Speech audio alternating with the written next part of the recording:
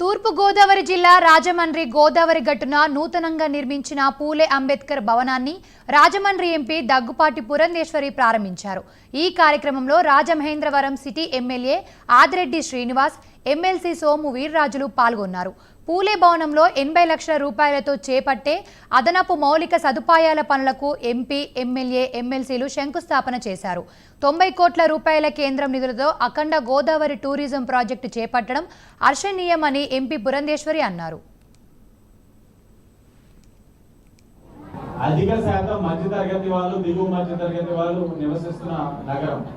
అలాంటి నగరంలో ప్రజల యొక్క అవసరాలు దృష్టిలో పెట్టుకొని ఎప్పటికప్పుడు వారు చేసుకోవడానికి కార్యక్రమాలు ఏదైతే ఉన్నాయో ఆ కార్యక్రమాల కొరకు కమ్యూనిటీ హాల్స్ అన్నది ఎక్కడికక్కడ నిర్మించుకుంటూ రావడం జరిగింది గతంలో।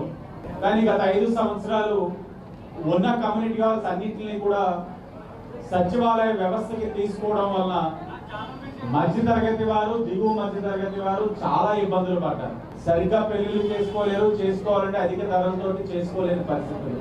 ఇలాంటి పరిస్థితుల్లో మనకి ఒక మంచి కమ్యూనిటీ హాల్ ఉండాలి, అది కూడా పూలే అంబేద్కర్ గారి యొక్క పేరుతో పెట్టిన ఈ కమ్యూనిటీ హాల్ యొక్క పనుల్ని మనందరం కూడా త్వరగా పూర్తి చేయాలని అనుకున్నప్పుడు అంటే పర్యాటక అభివృద్ధికి సంబంధించినటువంటి అనేక కార్యక్రమాలు నిర్వహిస్తున్నాం।